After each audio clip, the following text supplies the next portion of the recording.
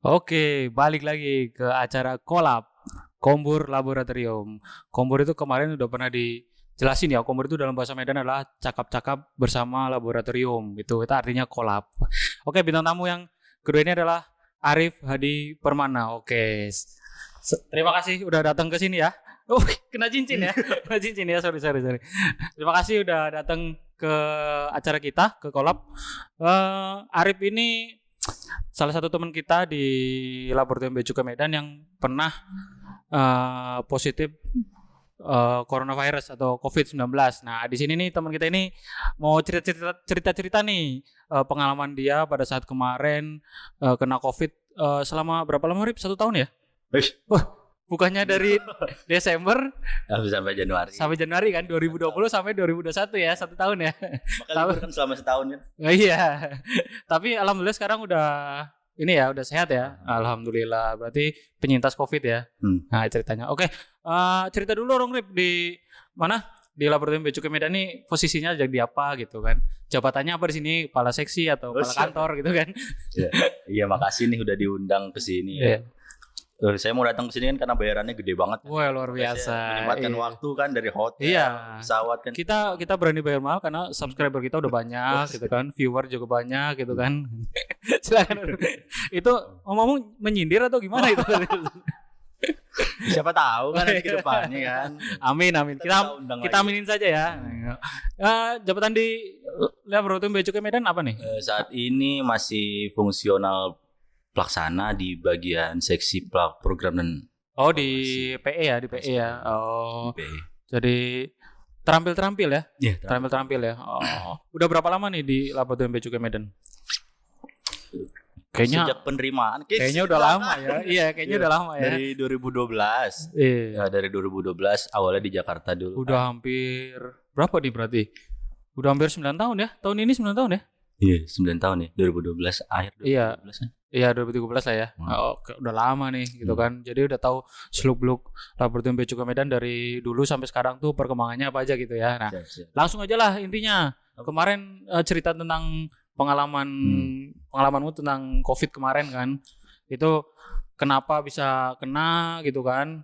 Atau emang bergaul dengan teman-teman yang emang sudah pernah kena COVID atau gimana gitu kan? Gimana, Rip? Cerita, Rip. Jadi kan gue baru pindah ke Medan itu kan balik lagi dari Dumai itu. Dulu sempet di Laboratorium Satuan Pelayanan Dumai ya? Iya. Berapa lama di Dumai kemarin itu? Dari 2018 awal sampai Oktober 2020. 2 tahun. 2 tahun lebih berarti kan? Belum 2 tahun. Awal 2018 sampai akhir 2020 ya? 2019 berarti. 2019. Hampir 2 tahun ya? Ya, hampir 2 tahun. Belum 2 tahun. Terus? Nah, itu kan Oktober tuh pindah dari Dumai ke sini. Pas awal Desember di Dumai itu kan udah ada COVID juga sebenarnya ya. Jadi emang COVID itu kan kalau nggak salah dari awal 2020 ya. Terus kamu pindah ke sini tuh di akhir 2020 ya? Iya, akhir 2020. COVID itu udah banyak ya? Udah banyak.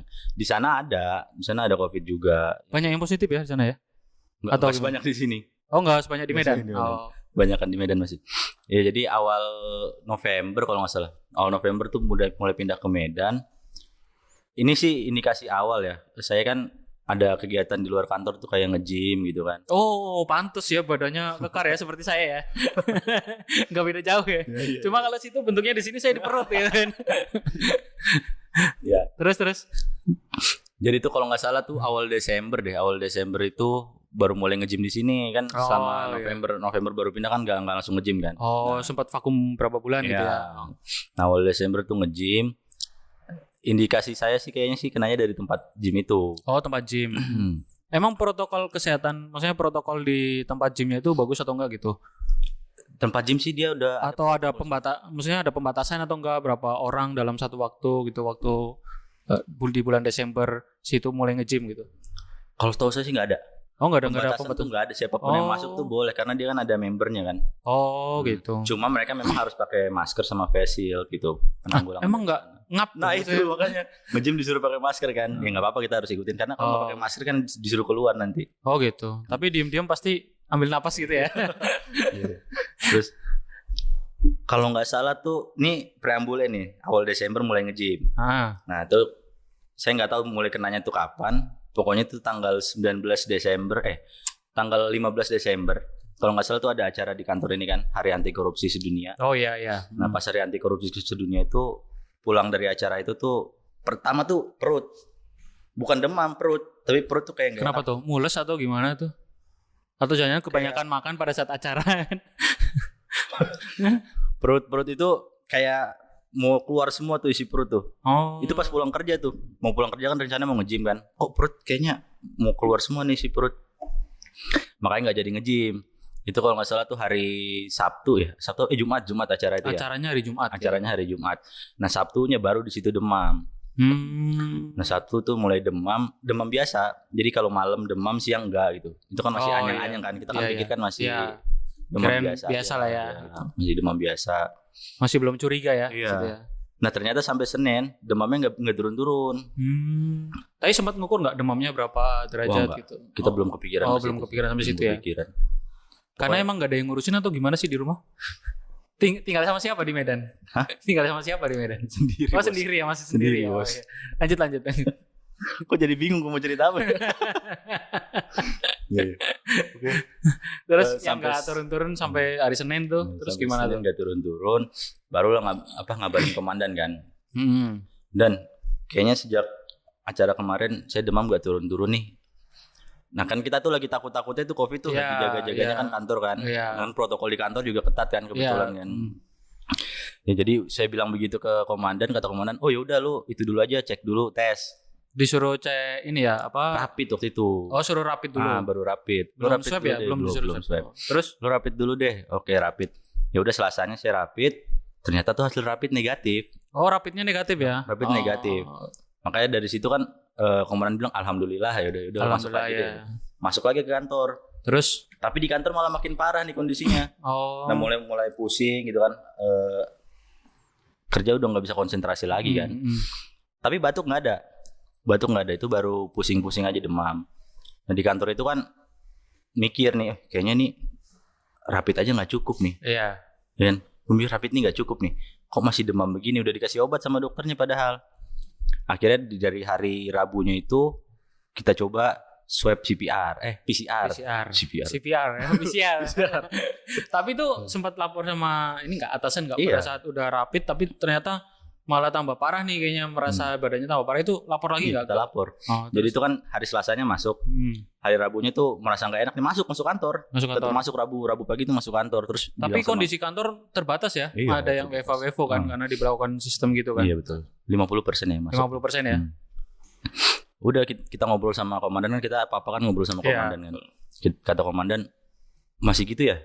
Oh ya udah deh di PCR aja deh gitu. Ya udah akhirnya saya izin pulang ke Kimia Farma deh kalau nggak salah.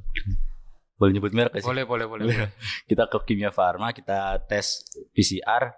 Nah dari situ baru dapat hasilnya positif. Oh, itu hasilnya langsung keluar atau berapa lama itu? PCR itu kemarin? Atau nunggu 1 hari? 24 jam deh.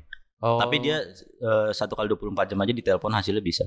Oh tapi situ langsung istirahat di rumah atau gimana? Ya, atau balik lagi ke kantor? Enggak kan? Enggak lah. Udah dari situ positif, baru dapat instruksi dari komandan kan.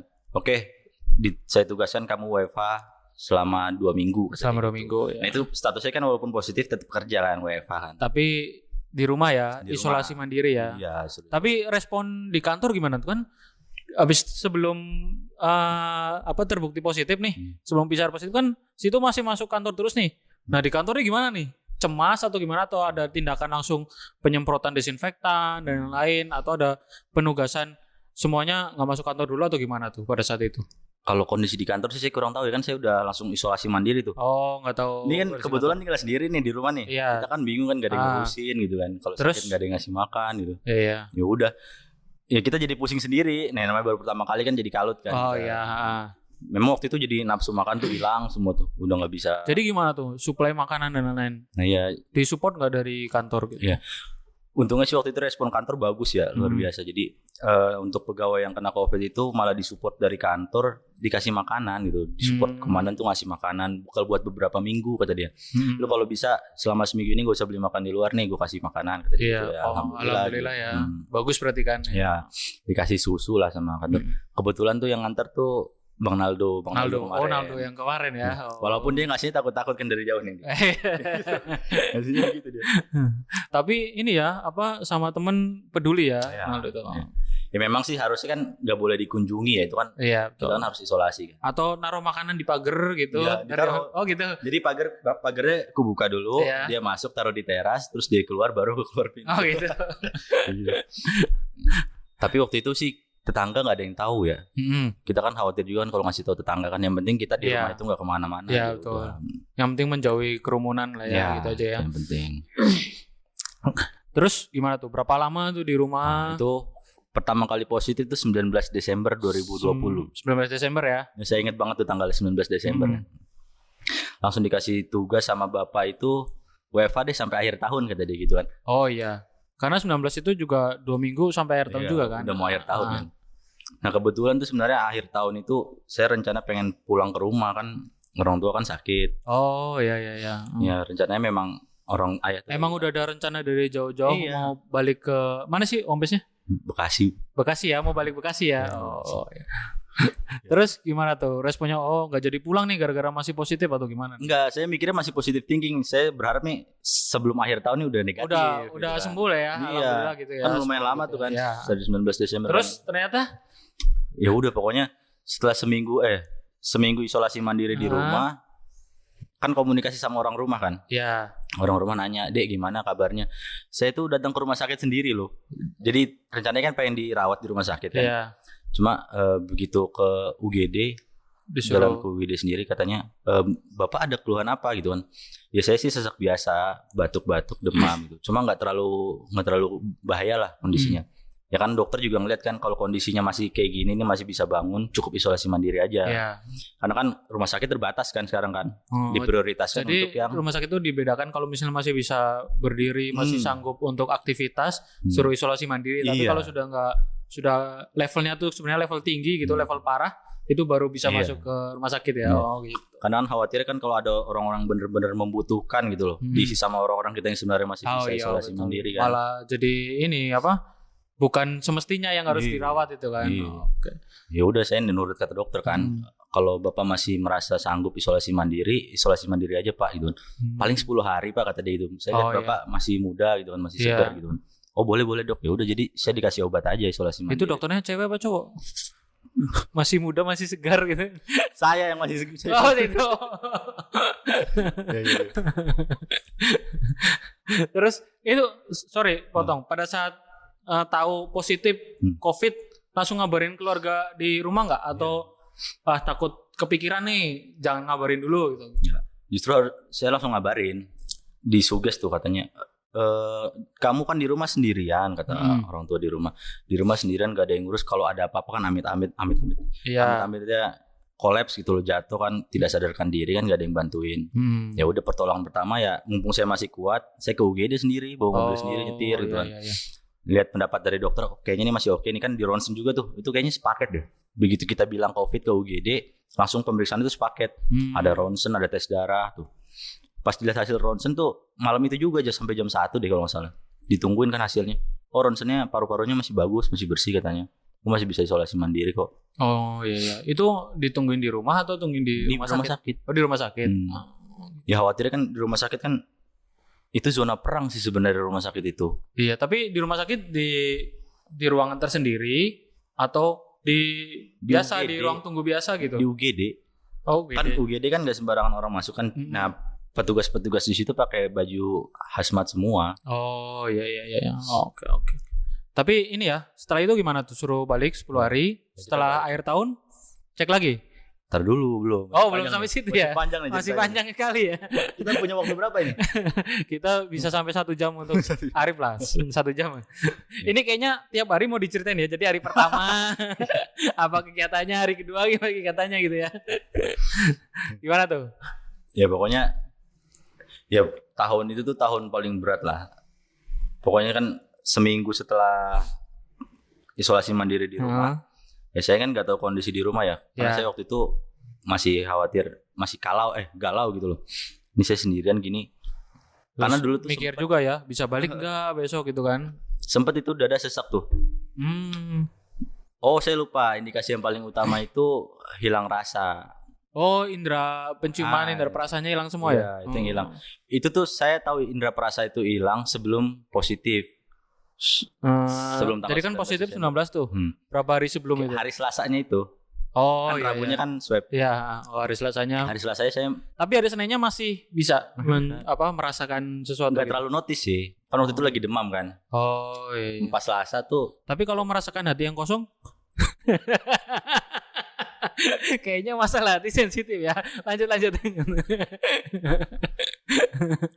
Waktu itu tuh sampai minyak kayu putih. Ya. Kan kalau kita minum kan pedes tuh minyak kayu putih.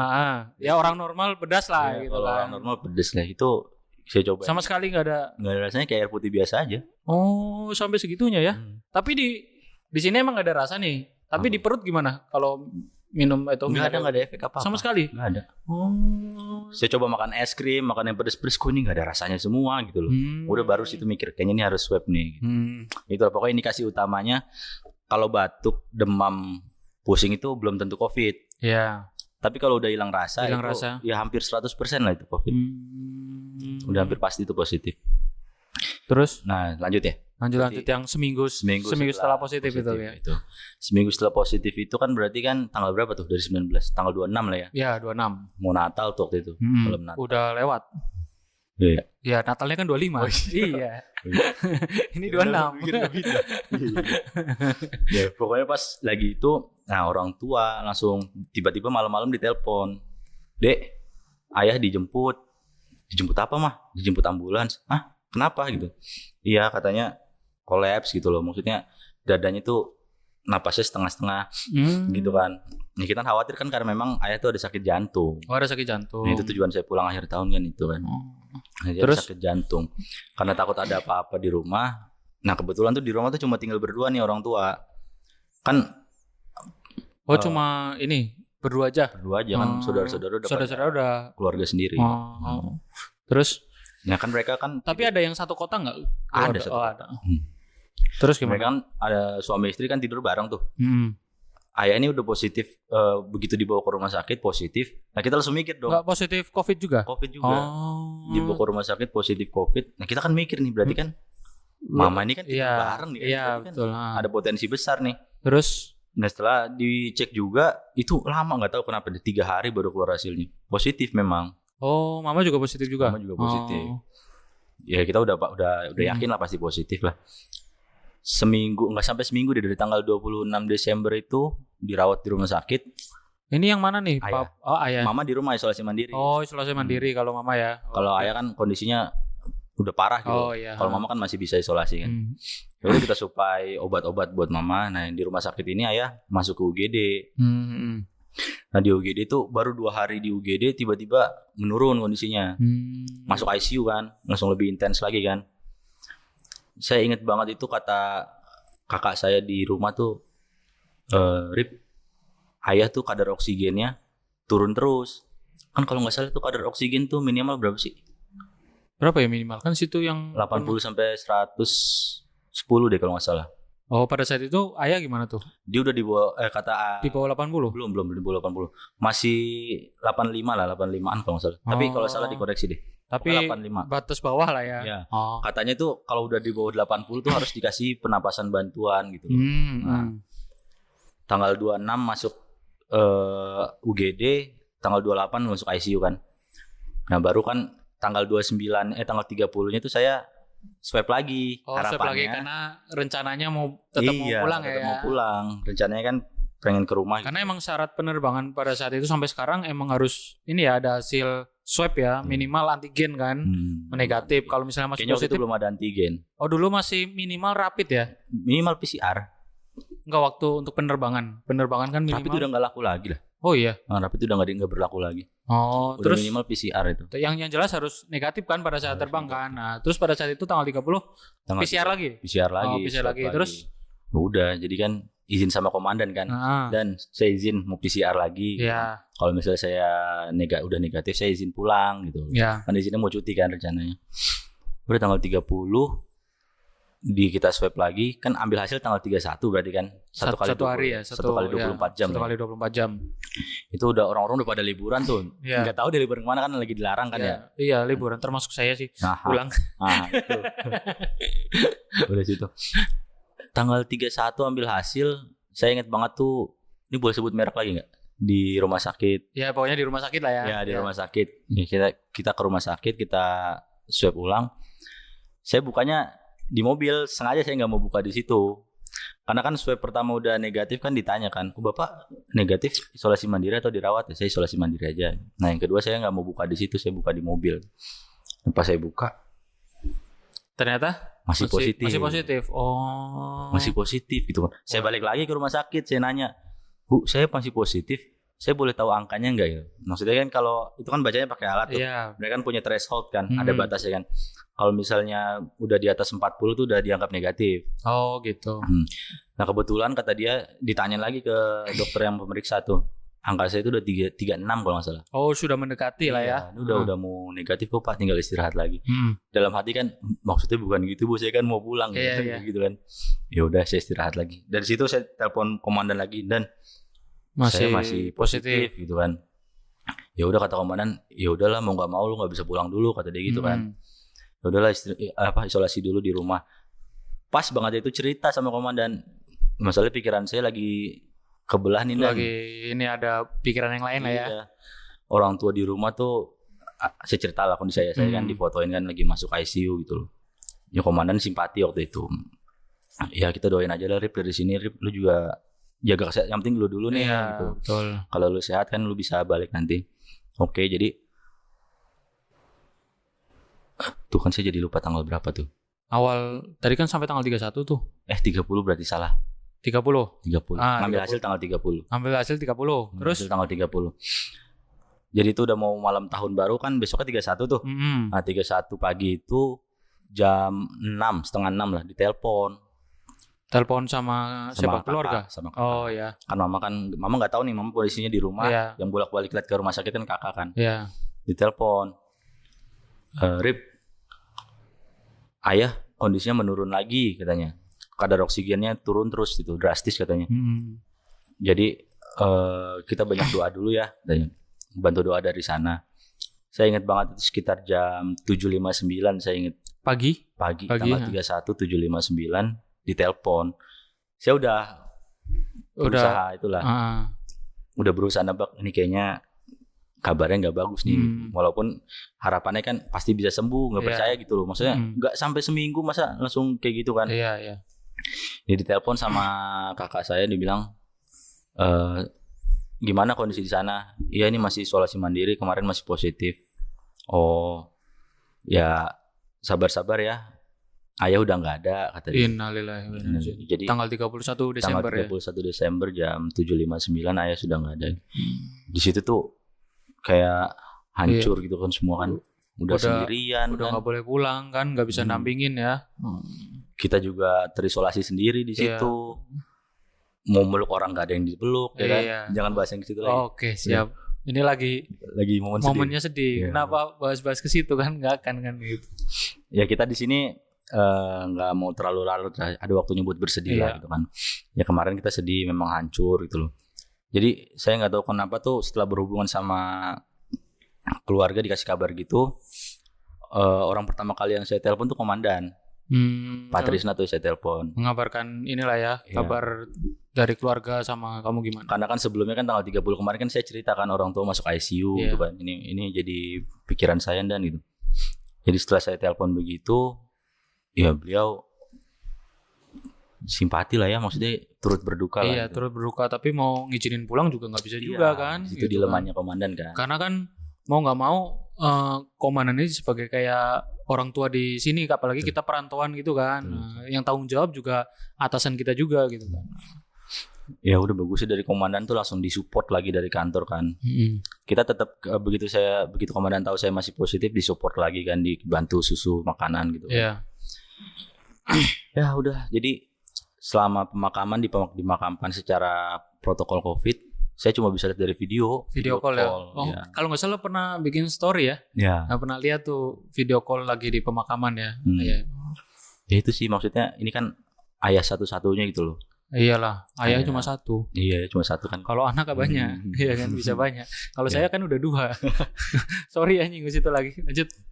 Ya jadi gimana ya rasanya ya kalau udah nggak bisa ngapa-ngapain gitu, kita mau bantu apa juga nggak bisa. Iya. Nah posisinya di situ mama saya belum tahu. Oh belum tahu kalau ayah meninggal. Saya tuh nggak berani ngasih tahu. Iya takut drop kan, karena posisinya mama lagi masih positif ya. Di rumah masih isolasi mandiri ya. Di situ tuh pikiran saya tuh kayak melayang gitu loh. Gimana pahit gitu kan. Gimana kalau setelah dapat kabar ini mama jadi ikutan drop. Iya. Di situ pikirannya udah jelek aja. Iya takutnya. Ini kan kita juga nggak mengharapkan hal-hal yang lain terjadi kan gitu. Di situ makanya kita jaga dulu nih mama. Tapi setelah dipikir mau dijaga sampai kapan gitu. Mau nggak dikasih tahu sampai kapan. Sementara ini pemakaman kan harus segera kan. Namanya kan protokol COVID kan. Sedihnya di situ tuh kita nggak bisa datang kan. Kita nggak bisa ngazanin langsung kan, biasanya ngazanin anaknya kan. Ya harusnya biasanya kalau ini kan pengennya anak sebenarnya mengazani terakhir orang tuanya ya gitu kan. Ya teman-teman semua pada menghubungi sih, terus berduka cita gitu. Ya bagus sih teman-teman ngerti, termasuk sama atasan-atasan di sini ngasih support moral. Memang kita nggak bisa ngapa-ngapain kondisinya begini gitu loh. Ya kita cuma bisa bantu doa. Ya sudah, berusaha diikhlaskan aja gitu. Ya akhirnya hebatnya mama tuh setelah dikasih tahu kan meninggal 7.59, baru dikasih tahu tuh jam 11:30 siang ya. Itu udah dimakamin belum? Makamin jam berapa tuh? Jam 1-an. Jam 1-an. Jadi sebelum dimakamkan udah dikasih tahu ya. Jadi mama tuh taunya tuh justru dari orang lain, bukan dari kita keluarganya. Ditanya kan, Bu emang benar bapak begini gini. Hah, kata siapa gitu kan? Gitu. Di situ kita salahnya gitu, terlalu lama kita nahan-nahan gitu.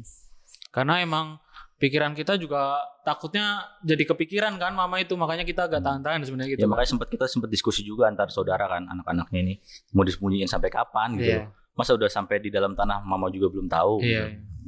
Ya akhirnya dia tahu, bagus itu mama nggak nangis waktu itu. Kayaknya sih udah terima gitu loh. Udah terima apapun yang terjadi sebenarnya gitu. Jadi udah persiapan, kayaknya memang udah harus saatnya begini. Karena waktunya cepet banget, nggak sampai seminggu dirawat itu tiba-tiba udah langsung meninggal. Mama datang ke rumah sakit, diantar tuh sama petugas yang pakai baju hazmat juga kan, satu mobil kan. Diantar ngelihat pemakaman.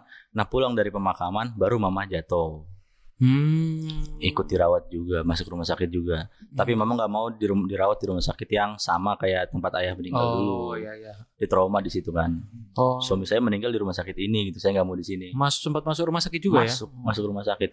Dan di situ saya cerita lagi sama komandan. Dan gimana ya, orang tua saya yang perempuan juga masuk rumah sakit juga gitu. Ya, pikiran saya kan udah kemana-mana gitu loh, takut kejadian ini terulang. Garip. Dikasih semangat lagi, moral. Akhirnya isolasi mandiri dilanjutkan kalau nggak salah sampai tanggal 12 Januari. Jadi tanggal 19 Desember sampai 12 Januari ya. Terus 12 Januari itu swab lagi. PCR lagi. PCR lagi. Alhamdulillah udah negatif. Alhamdulillah. Nah, 12 Januari negatif. Jadi perlu dikasih tahu nggak sih selama isolasi mandiri itu apa aja yang dimakan gitu? Ya maksudnya enggak, setelah cerita dulu. Jadi tanggal 12 Januari ini kan udah negatif nih. Situ pulang atau gimana nih? Setelah tanggal 12 Januari negatif, info lagi ke komandan kan. Dan saya udah negatif. Saya izin cuti alasan penting berarti kan. Kan? Iya Rip, kata komandan kan, take your time bro, kata dia gitu. Ya kita ngerti lah gitu kan. Oke lah, jadi saya ambil cuti alasan penting tuh seminggu kalau nggak salah. Ambil cuti alasan seminggu buat bolak-balik jagain orang tua kan. Jadi sampai orang tua balik ke rumah lagi tuh, kalau nggak salah tuh 2 minggu juga deh. Tapi alhamdulillah orang tua. Nah mama itu sembuh juga ya, alhamdulillah. Berangsur-angsur membaik. Itu sembuh pada saat situ pulang ke. Ya. Dia sembuh, balik ke rumah. Nah setelah seminggu itu kan saya harus balik lagi ke Medan kan. Nah pas di Jakarta itu saya waktu itu udah ada antigen. Ya antigen. Nah, jadi cukup antigen aja, udah bisa berangkat. Ya udah antigen lah. Lebih murah kan daripada PCR kan. Lumayan bos. Oh iya, jauh. Iya. Jebol juga kan udah PCR. Terus Akhirnya bisa balik ke Medan lagi kerja dengan normal lagi ya. Belum selesai, Bos. Oh, belum sampai situ. Belum. Oh, tapi Masalah udah ini- negatif kan? Masih negatif kan? Masih negatif. Oh, terus Yang di Jakarta masih negatif. Kalau Jakarta positif berabe nggak bisa balik kan. Iya. Ya dia di antigen di Jakarta masih negatif. Berangkatlah ke Medan. Ke Medan tuh kalau nggak salah tuh hari Jumat deh. Jumat, Sabtu, Minggu itu kan di rumah dulu kan. Iya. Berdiam diri di rumah Iya. kan, isolasiin. Ngelihat kondisi tubuh. Nah, komandan nyuruh Rip sebelum masuk kantor lu swab dulu ya. Swab lagi. Iya, swab lagi, jebol Udah lagi. berapa kali swab itu Iya. kan? Jebol lagi kan. Udah swab lagi. Ternyata hasil swabnya. Nah, ini kan dia ada 2 detektor nih. Ah, Kalau yang ngerti instrumen kan ada 2 detektor. iya. Yang satu positif, yang satu negatif. Ah, Kan terus kalau dua-duanya positif ya udah pasti positif Iya. kan. Satu positif, satu negatif. Nah, ini ada 2 kemungkinan. Bisa positif, bisa negatif gitu loh. ah, terus Saya baca-baca lah, kan kata dokter, Pak hasil Bapak nih meragukan kata gitu. Saya masih belum bisa memutuskan. Ada false positif, ada false negatif. Iya. Nah, ada yang sebenarnya positif, tapi kalau hasil begitu bisa disebut negatif kan bahaya iya, kan? bahaya. Nah, Takutnya malah dominan ke positif gitu kan. Iya. Akhirnya diambil keputusan dari rumah sakit, dibikinnya saya positif. Hmm. Padahal saya nggak ngerasa gejala apa-apa gitu loh.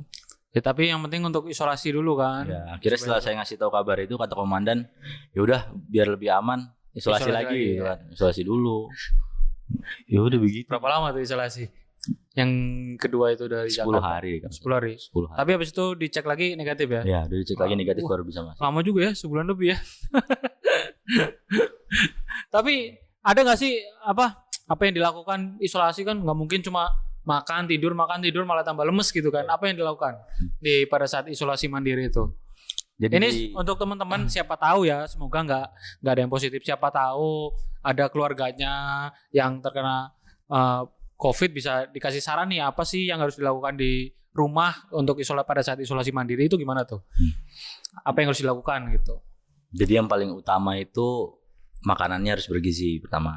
Makanannya ya bergizi ya, Nah, makanan harus bergizi, vitamin. vitamin. Nanti kita breakdown ya apa aja ya. Oke. Vitamin, olahraga. Kayaknya banyak ya vitaminnya dimakan. Banyak. Ya.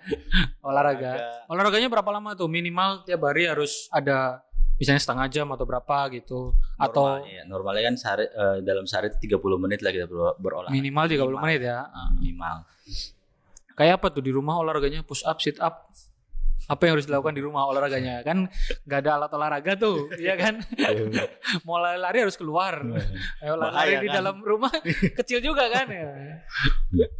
Yang pasti kalau makanan itu yang rutin saya minum tuh minimal telur tuh 2 butir, telur rebus 2 butir. Oh ya, Nah, terus abis makan telur minum madu. madu, Satu telur, sendok- madu gitu. sendok madu tuh.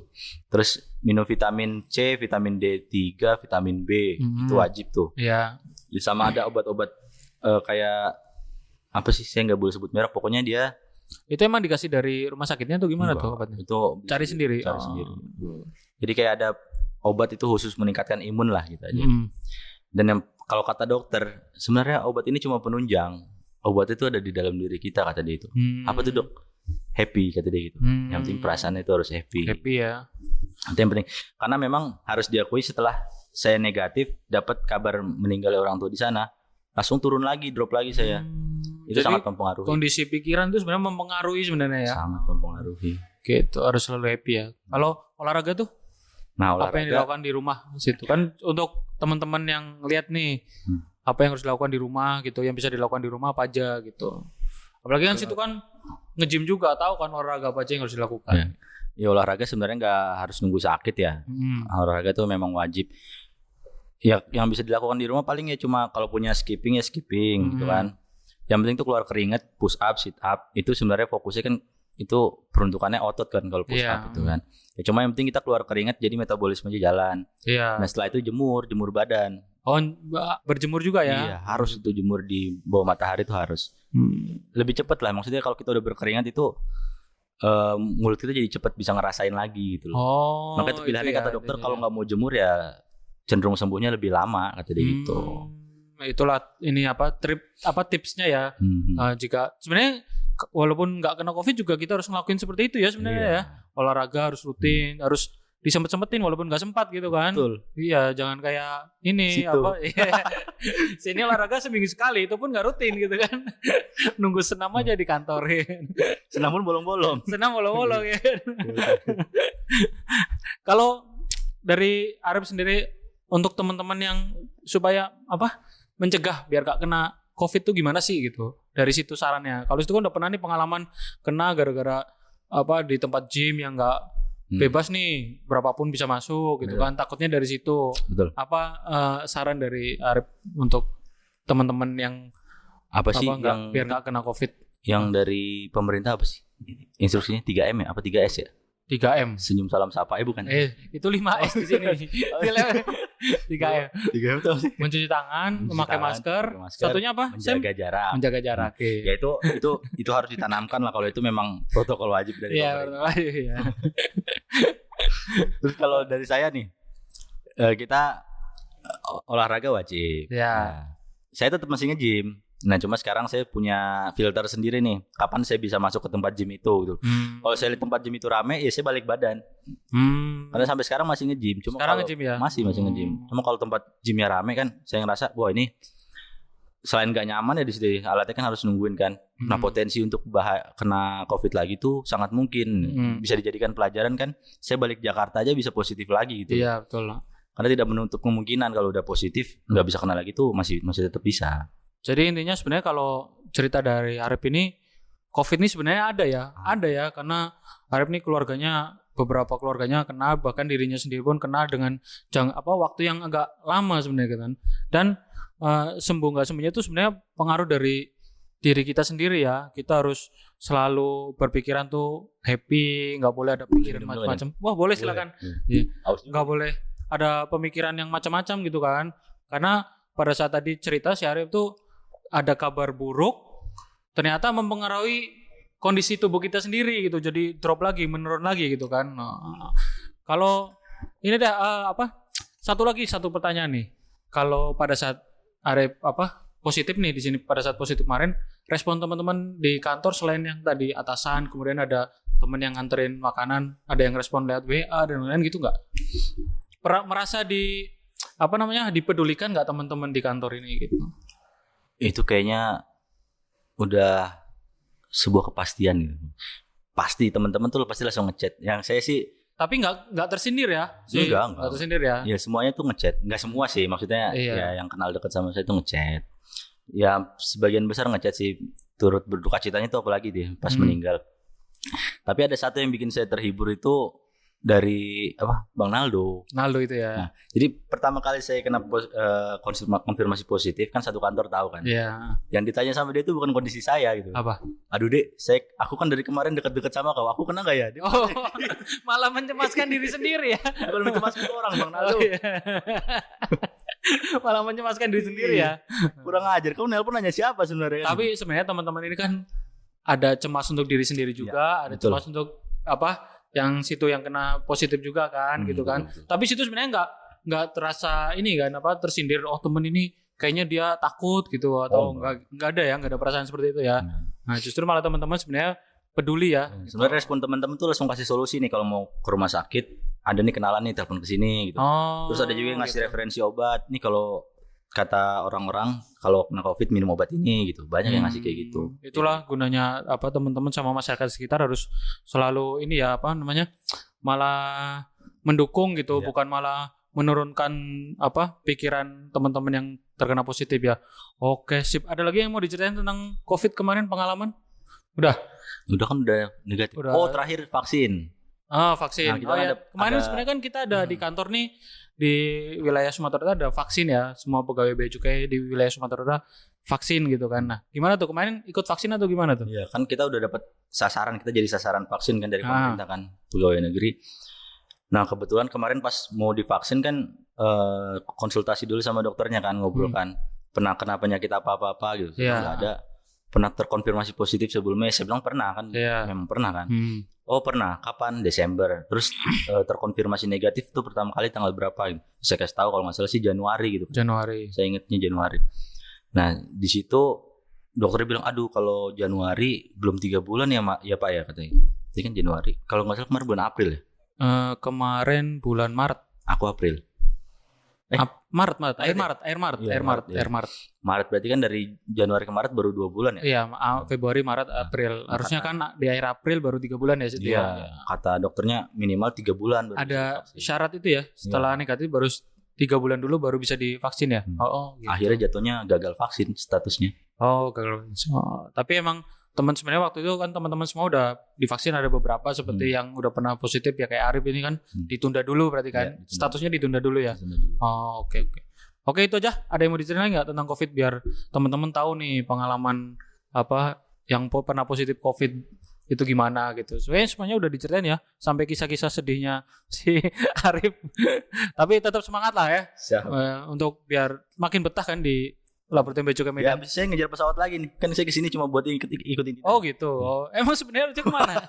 Ke Hombes? Atau ke UP9 yang tadi? Oh iya, kita nggak ada yang nama gitu ya? Nggak ada nama kita. Oke lah. Satu kata terakhir untuk Indonesia. Indonesia. Ya, Indonesia. Seluruh Indonesia. Bangkit Bangkit dari apa nih? Bangkit dari keterpurukan atau apa nih?